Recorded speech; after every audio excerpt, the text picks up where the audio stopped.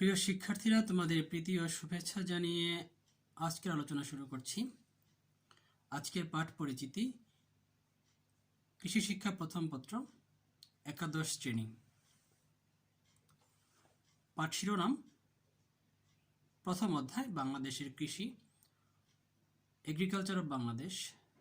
দ্বিতীয় পরিচ্ছেদ বাংলাদেশের কৃষির তথ্য সেবা প্রাপ্তির উৎস, source of agriculture information and service of Bangladesh. আজকে এই পরিচ্ছেদের দ্বিতীয় লেকচার। আগের লেকচারে আমরা কিছু বিষয় আলোচনা করেছিলাম, যেমন অভিজ্ঞ কৃষক, কৃষক বিদ্যালয় সমূহ, কৃষক সভা উঠোন বৈঠক, কৃষি শিক্ষা কি, কৃষি শিক্ষার প্রয়োজনীয়তা এবং গুরুত্ব। আজকে আমরা এই পরিচ্ছেদের বাকি অংশ নিয়ে আলোচনা করব। এই পরিচ্ছেদের শিখন ফল তোমাদের আবার মনে করিয়ে দিচ্ছি। বাংলাদেশে কৃষির তথ্য সেবা প্রাপ্তির উৎস বর্ণনা করতে পারবো। বাংলাদেশে কৃষির তথ্য এবং সেবা প্রাপ্তির উৎস চিহ্নিত করতে পারবো। বাংলাদেশে কৃষির তথ্য সেবা প্রাপ্তির উৎসের ভূমিকা বিশ্লেষণ করতে পারবো। নিকটবর্তী একটি কৃষি গবেষণা প্রতিষ্ঠান পরিদর্শন ও প্রতিবেদন তৈরি করতে পারবো। এগুলো হলো আমাদের এই পরিচ্ছেদের শিখন ফল। চলো এবার মূল আলোচনায় যাওয়া যাক। আজকে শুরু করছি কৃষি উচ্চশিক্ষা ও গবেষণা প্রতিষ্ঠানের নামসমূহ থেকে। Agriculture education research institute. বাংলাদেশে কৃষি বিষয়ে বিভিন্ন প্রতিষ্ঠান বিভিন্ন ডিগ্রি দিয়ে থাকে। আমরা প্রথমে এদের নামসমূহ দেখব। ডিপ্লোমা প্রদানকারী প্রতিষ্ঠান, 1 নম্বরে কৃষি প্রশিক্ষণ ইনস্টিটিউট, এগ্রিকালচারাল ট্রেনিং ইনস্টিটিউট বা সংক্ষেপে এটিআই। আমাদের দেশে 16টি সরকারি এবং শতাধিক বেসরকারি এটিআই রয়েছে। 2 নম্বর পশু চিকিৎসা ইনস্টিটিউট, ভেটেরিনারি ট্রেনিং ইনস্টিটিউট, সংক্ষেপে ভিটিআই। 2টি আছে, একটি ময়মনসিংহে এবং একটি কুষ্টিয়ায়। 3 নম্বর হলো প্রাণী সম্পদ প্রশিক্ষণ ইনস্টিটিউট, লাইভস্টক ট্রেনিং ইনস্টিটিউট বা এলটিআই। আমাদের দেশে 2টি আছে, একটা গাইবান্ধা এবং একটা সিলেটে। এখন দেখব স্নাতক ডিগ্রি প্রদানকারী প্রতিষ্ঠানগুলো কি কি আছে। শেখ ফজিলাতুন্নেসা মুজিব ফিশারিজ কলেজ, জামালপুরে অবস্থিত। উন্মুক্ত বিশ্ববিদ্যালয়, গাজীপুরে অবস্থিত। ঝিনাইদহ সরকারি ভেটেরিনারি কলেজ, ঝিনাইদহ। স্নাতক, স্নাতকোত্তর ও পিএইচডি ডিগ্রি প্রদানকারী প্রতিষ্ঠানসমূহ: বাংলাদেশ কৃষি বিশ্ববিদ্যালয়, বাংলাদেশ এগ্রিকালচারাল ইউনিভার্সিটি, সংক্ষেপে বিএইউ। বাংলায় সংক্ষেপে বলা হয় বাকৃবি, এটা ময়মনসিংহে অবস্থিত। শেরে বাংলা কৃষি বিশ্ববিদ্যালয়, শেরে বাংলা এগ্রিকালচার ইউনিভার্সিটি, এটি ঢাকাতে অবস্থিত। বঙ্গবন্ধু শেখ মুজিবুর রহমান কৃষি বিশ্ববিদ্যালয়, গাজীপুরে অবস্থিত। পটুয়াখালী বিজ্ঞান ও প্রযুক্তি বিশ্ববিদ্যালয়, এটি পটুয়াখালীতে অবস্থিত। হাজী মোহাম্মদ দানেশ বিজ্ঞান ও প্রযুক্তি বিশ্ববিদ্যালয়, দিনাজপুরে অবস্থিত। সিলেট কৃষি বিশ্ববিদ্যালয়, সিলেটে অবস্থান করছে। Chattogram veterinary and animal science বিশ্ববিদ্যালয়, চট্টগ্রামে অবস্থিত। এর মধ্যে বাংলাদেশ কৃষি বিশ্ববিদ্যালয় এটি সবচেয়ে বড় বিশ্ববিদ্যালয়। এসব বিশ্ববিদ্যালয় ছাড়াও অন্যান্য বিভিন্ন বিশ্ববিদ্যালয়ে কৃষি ও এর সাথে সম্পর্কিত বিভিন্ন বিষয়ে স্নাতক, স্নাতকোত্তর ও পিএইচডি ডিগ্রি প্রদান করা হয়, যেমন খুলনা বিশ্ববিদ্যালয়, ঢাকা বিশ্ববিদ্যালয়, রাজশাহী বিশ্ববিদ্যালয়, চট্টগ্রাম বিশ্ববিদ্যালয়, বঙ্গবন্ধু শেখ মুজিবুর রহমান বিজ্ঞান ও প্রযুক্তি বিশ্ববিদ্যালয়, international university of business, agriculture and technology ঢাকায়, যশোর বিজ্ঞান ও প্রযুক্তি বিশ্ববিদ্যালয়, নোয়াখালী বিজ্ঞান ও প্রযুক্তি বিশ্ববিদ্যালয়। এসব বিশ্ববিদ্যালয় থেকেও স্নাতক, স্নাতকোত্তর এবং কোনোটি থেকে পিএইচডি ডিগ্রি প্রদান করা হচ্ছে কৃষি বিষয়ের উপর। এবার আলোচনা করব কৃষি বিশ্ববিদ্যালয় সমূহের কার্যক্রম। আমরা একটু আগে বলেছি বাংলাদেশ কৃষি বিশ্ববিদ্যালয় আমাদের দেশের সবচেয়ে বড় কৃষি বিশ্ববিদ্যালয়। 1961 সালে এটি ময়মনসিংহে প্রতিষ্ঠা করা হয়। তো আমরা মূলত এটির কার্যক্রম আলোচনা করব, বাকিগুলোর কার্যক্রম অনেকটা কাছাকাছি। বাংলাদেশ কৃষি বিশ্ববিদ্যালয়ের শিক্ষা কার্যক্রম। কৃষি বিশ্ববিদ্যালয় সমূহে স্নাতক অর্থাৎ অনার্স, স্নাতকোত্তর মাস্টার্স ও PhD doctor of philosophy degree প্রদান করা হয়। বর্তমানে স্নাতকে 4 বছরের সেমিস্টার কোর্স পদ্ধতিতে সম্পন্ন করা হচ্ছে। স্নাতকোত্তর 3 সেমিস্টার, প্রতিটি 6 মাস করে, অর্থাৎ 18 মাসের কোর্স। 6টি অনুষদ থেকে এই 3টি ডিগ্রি প্রদান করা হচ্ছে। এখন আমরা দেখব অনুষদগুলো কি কি। অনুষদ বা ফ্যাকাল্টি, প্রথমেই হলো কৃষি অনুষদ।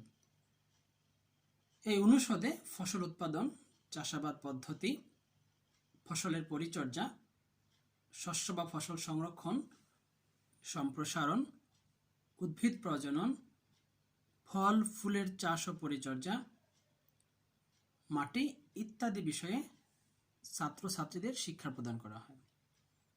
এই অনুষদে অনেকগুলো বিভাগ রয়েছে, এক একটা বিভাগ এক একটা বিষয় নিয়ে আলোচনা করে থাকে। এখানে বাংলাদেশ কৃষি বিশ্ববিদ্যালয়ের কিছু নান্দনিক ছবি দেওয়া হয়েছে। প্রশাসনিক ভবন, টিএইচসির সামনের জায়গা, কেন্দ্রীয় মসজিদ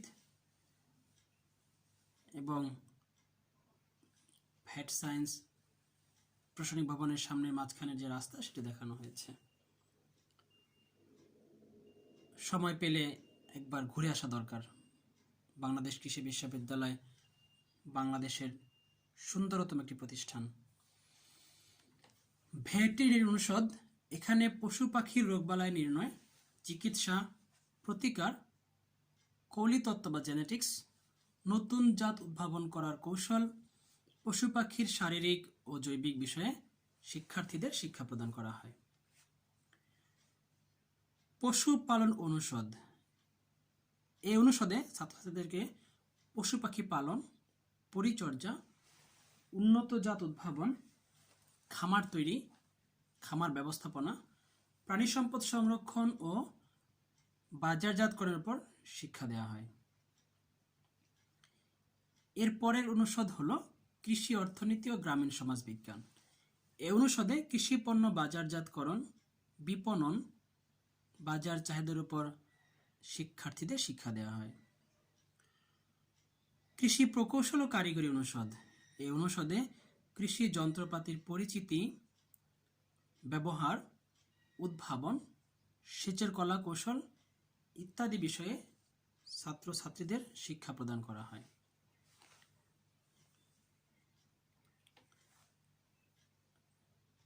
এরপরে মৎস্য বিজ্ঞান অনুষদ বা ফিশারিজ, এই অনুষদের বিভাগগুলোতে মাছের চাষ, মাছের খামার, মাছের উন্নত জাত উদ্ভাবন, মাছের রোগবালাই পরিচর্যা, প্রজনন, মাছের প্রক্রিয়াজাতকরণ ও বাজারজাতকরণ ইত্যাদির উপর শিক্ষার্থীদের শিক্ষা প্রদান করা হয়।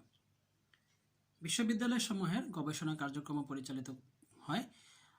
কৃষি বিশ্ববিদ্যালয় সমূহে গবেষণা কার্যক্রমের 2টি ধারা আছে।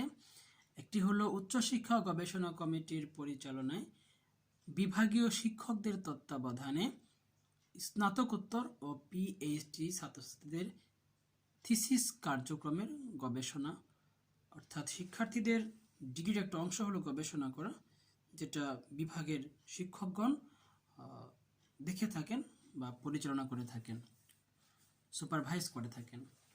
আরেকটি হলো শিক্ষকগণ পরিচালিত প্রকল্প গবেষণা। শিক্ষকরা বিভিন্ন প্রজেক্ট বা প্রকল্প নিয়ে গবেষণা কার্যক্রম পরিচালনা করে থাকেন। বাংলাদেশ কৃষি বিশ্ববিদ্যালয়ে প্রশিক্ষণ ও কৃষি সম্প্রসারণ কার্যক্রমও রয়েছে।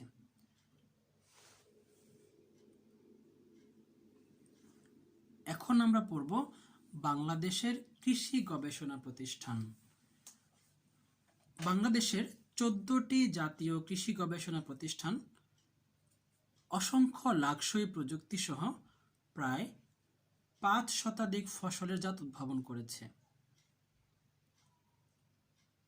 এখন আমরা প্রতিষ্ঠানসমূহের নাম উল্লেখ করছি। বাংলাদেশের সবচেয়ে বড় কৃষি গবেষণা প্রতিষ্ঠানটি হলো বাংলাদেশ কৃষি গবেষণা institute, Bangladesh agricultural research institute, সংক্ষেপে BARI। এর হেড অফিস গাজীপুরে অবস্থিত। বাংলাদেশ ধান গবেষণা institute, Bangladesh rice research institute বলা হয় ইংরেজিতে, এটিরও প্রধান কার্যালয় গাজীপুরে অবস্থিত।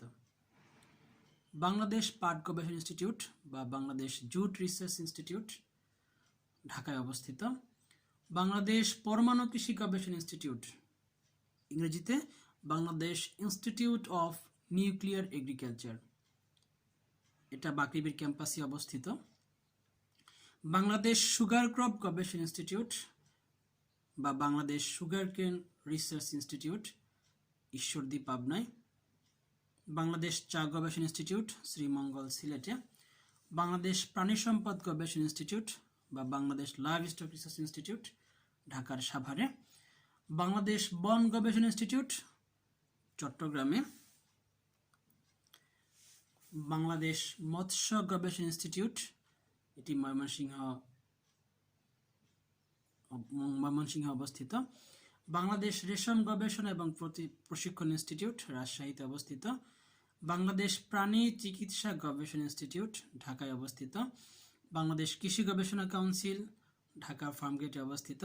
মৃত্তিকা সম্পদ ইনস্টিটিউট, মৃত্তিকা সম্পদ উন্নয়ন ইনস্টিটিউট, ঢাকায় অবস্থিত। লাস্ট ওয়ান হলো বাংলাদেশ গম ও ভুট্টা গবেষণা ইনস্টিটিউট, নতুন হয়েছে, দিনাজপুরে অবস্থিত। এখান থেকে আমরা 3টি প্রতিষ্ঠানের কার্যাবলী সংক্ষেপে আলোচনা করব। প্রথমেই বাংলাদেশ কৃষি গবেষণা ইনস্টিটিউট, একটু আগে উল্লেখ করেছি এটি বাংলাদেশের সবচেয়ে বড় গবেষণা ইনস্টিটিউট বা প্রতিষ্ঠান। 1976 সালে এটি গাজীপুরে প্রতিষ্ঠা করা হয়। এখন আমরা এর কাজগুলো দেখছি। ফসলের জাত উদ্ভাবন এবং উন্নয়ন করা। যে সকল ফসল গবেষণার জন্য নির্দিষ্ট প্রতিষ্ঠান আছে, যেমন ধানের কথা আমরা বললাম, চায়ের কথা বললাম, এ সকল উল্লেখযোগ্য ফসল ছাড়া অন্যান্য সকল ফসলের গবেষণার দায়িত্ব বাংলাদেশ কৃষি গবেষণা ইনস্টিটিউটের। এসব ফসলের জাত উদ্ভাবন এবং উন্নয়ন করা এদের অন্যতম প্রধান কাজ। এরপরে ফসলের উন্নত চাষাবাদ কলা কৌশল উদ্ভাবন করা, ফসলের রোগবালাই দমন নিয়ে গবেষণা করা, সার ব্যবস্থাপনা নিয়ে গবেষণা করা, উন্নত সেচ পদ্ধতি উদ্ভাবন করা। সেচের বিভিন্ন পদ্ধতি আমাদের দেশে আছে, তো কোনটি দিয়ে সেচ দিলে পানির অপচয় কম হবে, সেচের কার্যকারিতা বৃদ্ধি পাবে, এসব বিষয় নিয়েও গবেষণা করে থাকে। ফসলের প্রজাতির জিন সংরক্ষণ করা। জিন হলো ফসলের বংশগতি নিয়ন্ত্রণকারী একটা উপাদান, তো এগুলো সংরক্ষণ করে থাকে। উন্নত কৃষি যন্ত্রপাতি উদ্ভাবন করা, মাটির উর্বরতা বৃদ্ধি ও রক্ষার উপায়সমূহ বের করা। এখানে কৃষি গবেষণা ইনস্টিটিউটের দুটি ছবি দেওয়া আছে, একটা হলো গেটের বাইরের ছবি এবং ভিতরে প্রবেশ করার পর একটি ভবনের ছবি দেওয়া হয়েছে। আরও কিছু কাজ: ফসল প্রক্রিয়াজাতকরণ ও সংরক্ষণ পদ্ধতির উন্নয়ন করা, জলবায়ু পরিবর্তনের সাথে সাথে উপযোগী শস্য বিন্যাস তৈরি করা। আমরা জানি যে আমাদের জলবায়ু প্রতিনিয়ত পরিবর্তিত হচ্ছে, এই জন্য ফসলের বিন্যাসও পরিবর্তন করতে হচ্ছে। এসব ফসল বিন্যাসের পরিবর্তন নিয়েও কৃষি গবেষণা ইনস্টিটিউট গবেষণা করে থাকে। দেশের চাহিদা ভিত্তিক গবেষণা করা, এর জন্য প্রদর্শনী প্লট তৈরি করা।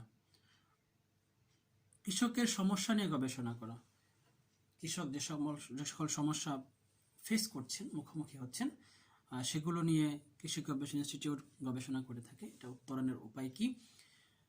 এরপরে কৃষির উন্নয়নমূলক সেমিনার, কর্মশালা ও প্রশিক্ষণের ব্যবস্থা করা। 14 নম্বর পয়েন্ট, পুস্তিকা, ম্যানুয়াল, লিফলেট, জার্নাল ইত্যাদি প্রকাশ করা। আমরা একটু পরে ছবিতে দেখব পুস্তিকা, ম্যানুয়াল এগুলো কি জিনিস। শেষের পয়েন্টটি হলো দেশি বিদেশি গবেষণা সম্প্রসারণ ও ও সংশ্লিষ্ট প্রতিষ্ঠানের সাথে যোগাযোগ রক্ষা করা। এসব কার্যাবলী বাংলাদেশ কৃষি গবেষণা ইনস্টিটিউট পরিচালনা করে থাকে। এখানে কিছু ছবি দেওয়া হয়েছে। প্রথম ছবিটি পুস্তিকা। ছোট বইয়ের আকারে কিছু তথ্য যখন সরবরাহ করা হয় তাকে আমরা পুস্তিকা বা বুকলেট বলতে পারি। এটি হলো ম্যানুয়াল। কিছু বিষয় একটা বইয়ের আকারে যখন প্রকাশ করা হয়, জানানোর জন্য ছাপা হয়, তাকে ম্যানুয়াল বলা হয়। এটা হলো লিফলেট।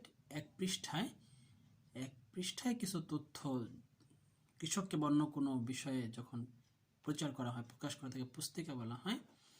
এটা লিফলেট। এটা ভাঁজ করা যাবে, ভাঁজ করলে 4টা পেজ হবে, এটাকে ফোল্ডার বলা হবে। এখন আমরা আলোচনা করব বাংলাদেশ ধান গবেষণা ইনস্টিটিউটের কাজ। ধান গবেষণা ইনস্টিটিউট এটি 1970 সালে গাজীপুরে প্রতিষ্ঠিত হয়। এর গবেষণা মূলত ধান কেন্দ্রিক, ধানের বিভিন্ন প্রযুক্তি নিয়ে গবেষণা করে থাকে। 1 নম্বর, ধানের উন্নত ও উপযোগী জাত উদ্ভাবন করা। আমি একটু উল্লেখ করেছি আমাদের জলবায়ু পরিবর্তন হচ্ছে, আমরা বিভিন্ন প্রতিকূল অবস্থার সম্মুখীন হচ্ছি। আমাদের দেশে কিছু সমস্যা আছে, যেমন উপকূলবর্তী লবণাক্ত অঞ্চল, কিছু অম্লীয় অঞ্চল আছে। তো এসব অঞ্চলে চাষ করা যায় এমন উপযোগী জাত উদ্ভাবন করা নিয়ে এই প্রতিষ্ঠান গবেষণা করে যাচ্ছে। ধানের উন্নত ও সহজ চাষাবাদ কৌশল উদ্ভাবন করা, ধানের রোগবালাই দমন নিয়ে গবেষণা করা, বিভিন্ন রোগবালাই কিভাবে দমন করা যায় সহজে, এসব বিষয় নিয়ে গবেষণা করছে। ধানের সার ব্যবস্থাপনা নিয়ে গবেষণা করা, কোন সার কিভাবে দিলে কার্যকারিতা বাড়ে, অপচয় কমে। যেমন একটা উল্লেখ করতে পারি, স্কুলে তোমরা পড়েছ গুটি ইউরিয়ার ব্যবহার। আগে ধান চাষে এবং সকল ফসল চাষে দানাদার ইউরিয়া ব্যবহার করা হতো। দেখা গিয়েছে এতে অনেক নাইট্রোজেনের অপচয় হয়, ইউরিয়া সারের অপচয় হয়, কৃষকের খরচ বেড়ে যায়। তো বর্তমানে ইউরিয়াকে দানার আকার থেকে পরিবর্তন করে গুটি আকার করা হয়েছে। বিভিন্ন আকারে গুটি পাওয়া যায়। তো গুটি আকারের ইউরিয়া প্রয়োগ করলে এক মৌসুমে একবার প্রয়োগ করলেই চলে। এতে কৃষকের সময় এবং আর্থিক সাশ্রয় হয়। কম পানি দিয়ে ধান চাষের প্রযুক্তি উদ্ভাবন করা, এটা আমরা পরে পড়ব। AWD, alternative waiting and drawing, একটা টেকনিক আছে, যেটার মাধ্যমে আমরা ফসলের ধানের যে পরিমাণ পানি প্রয়োজন ততটুকু প্রয়োগ করতে পারি। স্থানীয় ধানের জাতের জিন সংরক্ষণ করা, এটা হলো আমাদের যে সকল স্থানীয় বা লোকাল জাত আছে এগুলো যেন হারিয়ে না যায়, এগুলোর জিন সংরক্ষণ করতে হয়, সেটার দায়িত্ব BRRI পালন করে যাচ্ছে। উন্নত কৃষি যন্ত্রপাতি উদ্ভাবন করা, মাটির উর্বরতা বৃদ্ধি ও সংরক্ষণের উপায় বের করা, ধান প্রক্রিয়াজাতকরণ ও সংরক্ষণ পদ্ধতির উন্নয়ন করা। এখানে ধান গবেষণা প্রতিষ্ঠানের 2টি নান্দনিক ছবি। এটা হলো গেট দিয়ে ঢুকে প্রথমে যে দৃশ্যটি চোখে পড়ে, সুন্দর শীতকালের ছবি। আর এটা একটা ভবনের সামনের ছবি দেওয়া হয়েছে। আরো কিছু কার্যক্রম পরিচালনা করে, যেমন ধান ভিত্তিক শস্য বিন্যাস তৈরি করা। শস্য বিন্যাসটা এমন হবে যেখানে ধান ফসল অন্তর্ভুক্ত থাকবে। দেশের চাহিদা ভিত্তিক গবেষণা করা, কৃষকের ধান চাষ সংক্রান্ত সমস্যা নিয়ে গবেষণা করা, ধানের উন্নয়নমূলক সেমিনার, কর্মশালা ও প্রশিক্ষণের ব্যবস্থা করা। এই 2-3টি কাজ কৃষি গবেষণা ইনস্টিটিউটের মতোই, কাজেই আমরা এখানে সময় নষ্ট করছি না। আমরা চলে যাব এবার বাংলাদেশ কৃষি গবেষণা কাউন্সিলের কাজ, এটা নিয়ে আলোচনা করব। বাংলাদেশ কৃষি গবেষণা কাউন্সিল এটি 1973 সালে ঢাকায় প্রতিষ্ঠিত হয়। এর কাজগুলো হলো দেশের চাহিদার ভিত্তিতে গবেষণা প্রকল্প প্রণয়ন করা, গবেষণার জন্য প্রজেক্ট বা প্রকল্প প্রণয়ন করে থাকে, বিভিন্ন গবেষণা প্রতিষ্ঠানের সাথে সমন্বয় করা। আমরা একটু আগে 14টি প্রতিষ্ঠানের নাম বলেছি, তো এগুলোর মধ্যে সমন্বয় সাধন করার দায়িত্ব বার্কের।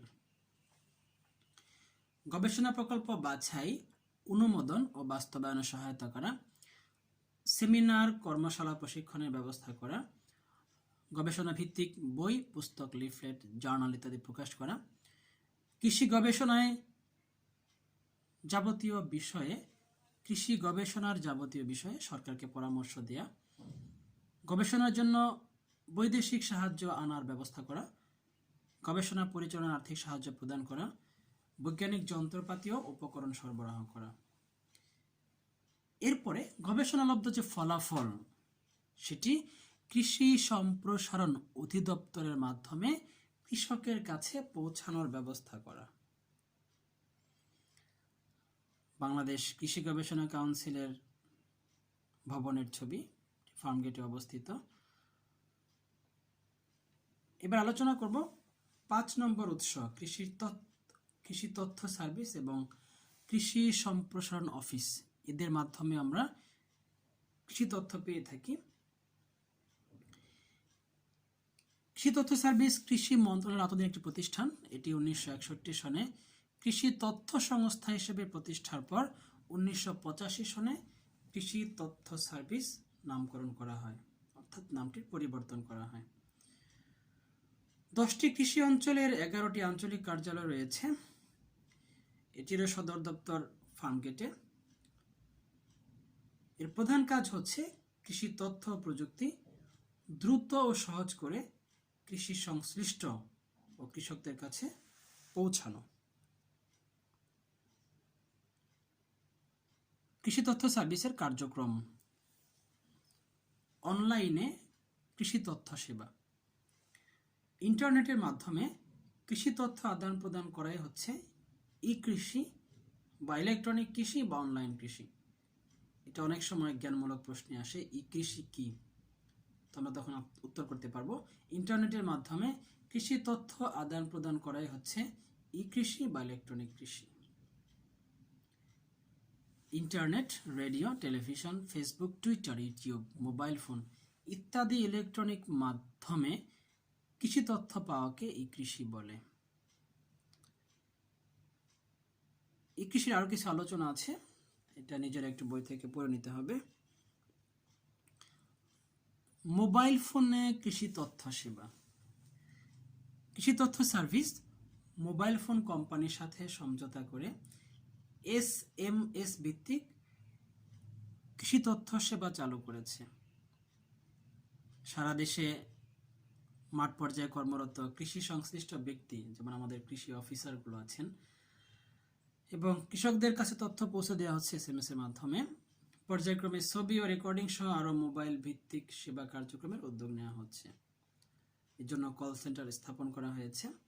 যে কোনো মোবাইল ফোন থেকে 16123 নম্বরে সরকারি ছুটির দিন ব্যতীত প্রতিদিন সকাল 7টা থেকে রাত 9টা পর্যন্ত কল করে কৃষি সমস্যার সমাধান পাওয়া যায়।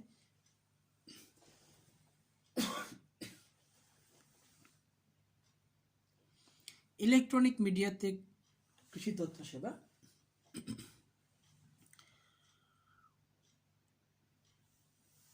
কৃষি তথ্য সার্ভিসের তত্ত্বাবধানে বাংলাদেশ টেলিভিশনে মাটি ও মানুষ, বাংলার কৃষি এবং বিভিন্ন বেসরকারি চ্যানেলে সপ্তাহে 6 দিন বিভিন্ন কৃষি অনুষ্ঠান হচ্ছে।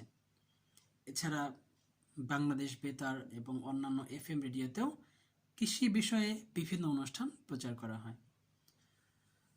এসব অনুষ্ঠান কৃষি সংশ্লিষ্টরা দেখে ও শুনে কৃষি বিষয়ক সমস্যার সমাধান পাচ্ছে। কৃষিকাজ উদ্বুদ্ধ হচ্ছে, জরুরি তথ্য, পূর্বাভাস সহ বিভিন্ন তথ্য দ্রুত পাচ্ছে।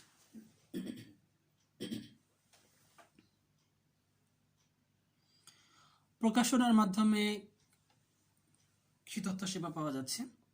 মাসিক কৃষি কথা, সম্প্রসারণ বার্তা, কৃষি ডায়েরি ইত্যাদি তার কিছু উদাহরণ। কৃষি প্রামাণ্য চিত্র। কৃষি তথ্য সার্ভিস এ পর্যন্ত 100-র বেশি স্পট ফিল্ম সহ বিভিন্ন কৃষি তথ্য প্রযুক্তি নির্ভর ভিডিও দেশের 10টি অঞ্চলে সিনেমা ভ্যানের মাধ্যমে প্রদর্শন করেছে। প্রশিক্ষণ। কৃষি তথ্য সার্ভিস কৃষিতে উন্নয়ন, যোগাযোগ প্রযুক্তি, হস্তান্তর কৌশল, ফটোগ্রাফি, ভিডিওগ্রাফি, কম্পিউটার ব্যবহারের উপর বিভিন্ন প্রশিক্ষণ দিচ্ছে।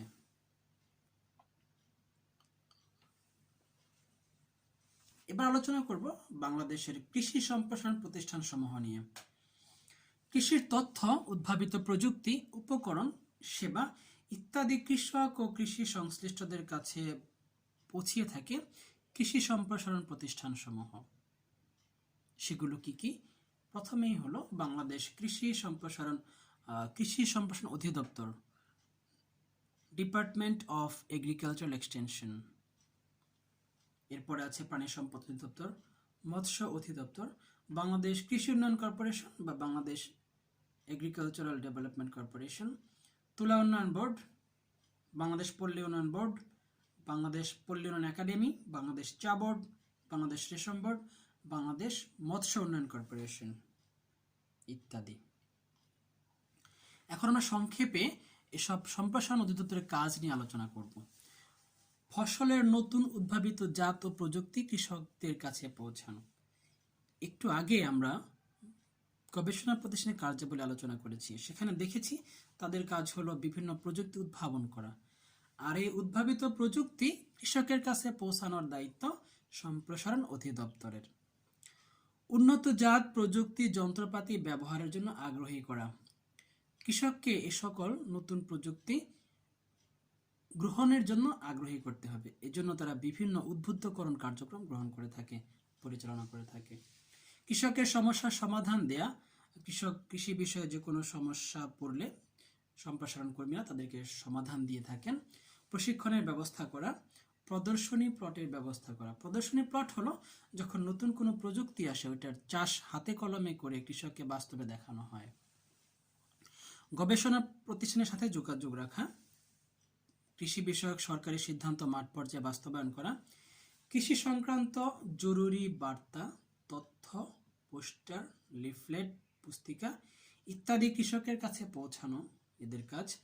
কৃষি পণ্য উৎপাদন বৃদ্ধির লক্ষ্যে কৃষকদের বিভিন্ন পরামর্শ দেয়া, কৃষি উপকরণ যেমন বীজ, সার, কীটনাশক এগুলো প্রাপ্তিতে কৃষককে সহায়তা করা।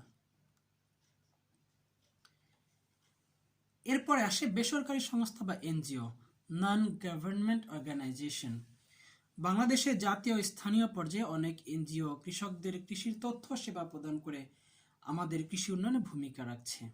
এখন আমরা কিছু এনজিওর কার্যক্রম নিয়ে সংক্ষেপে কথা বলছি।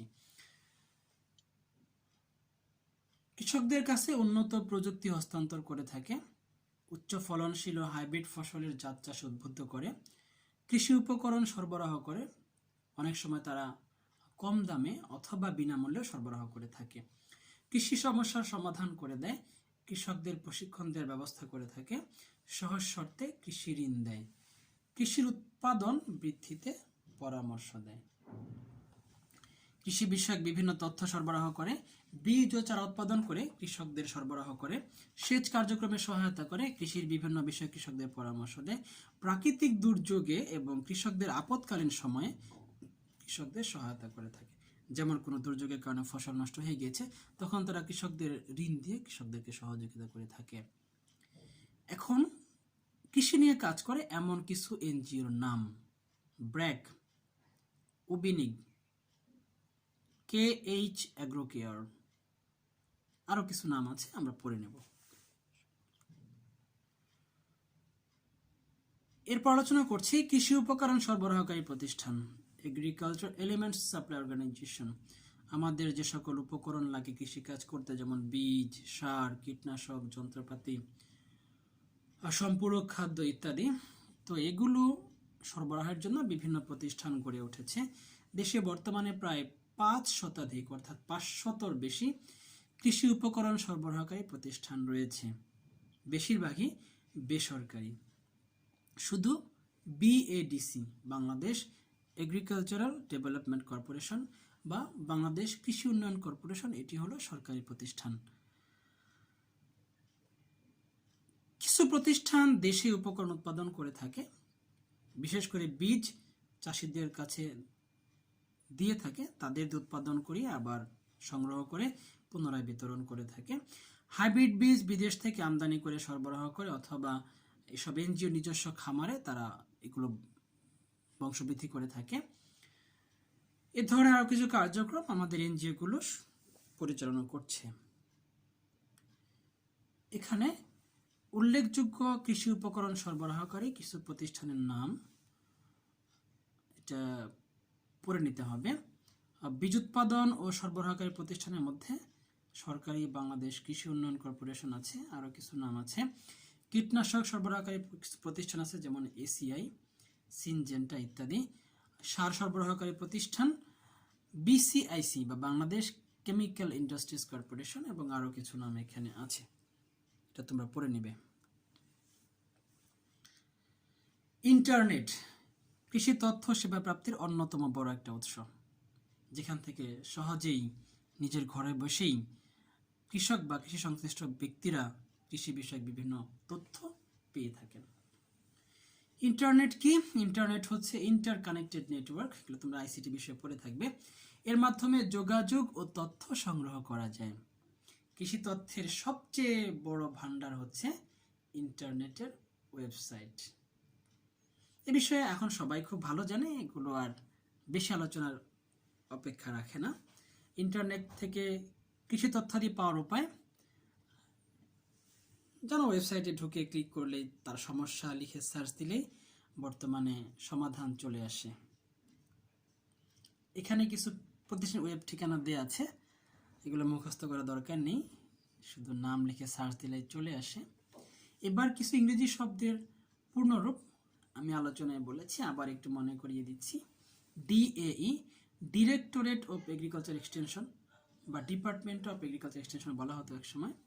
AIS agriculture information service. BADC Bangladesh agricultural development corporation. BINA Bangladesh institute of nuclear agriculture.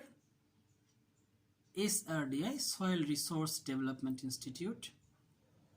BARI Bangladesh agriculture research institute. BRRI Bangladesh rice research institute. IRRI international rice research institute. ATI agricultural training institute. অ্যাব্রিভিয়েশনগুলো পড়ে রাখবে, অনেক সময় পরীক্ষায় জ্ঞানমূলক প্রশ্নে আসে। আজকে এ পর্যন্তই। লেকচারটি ভালো করে শুনে পড়ে বিষয়গুলো হৃদয়ঙ্গম করে পরীক্ষায় লিখে ভালো নম্বর পেলেই আমাদের কষ্ট সার্থক হবে। সবাইকে ধন্যবাদ। ইনশাল্লাহ আবার নতুন কোনো টপিকস নিয়ে আলোচনায় আসবো।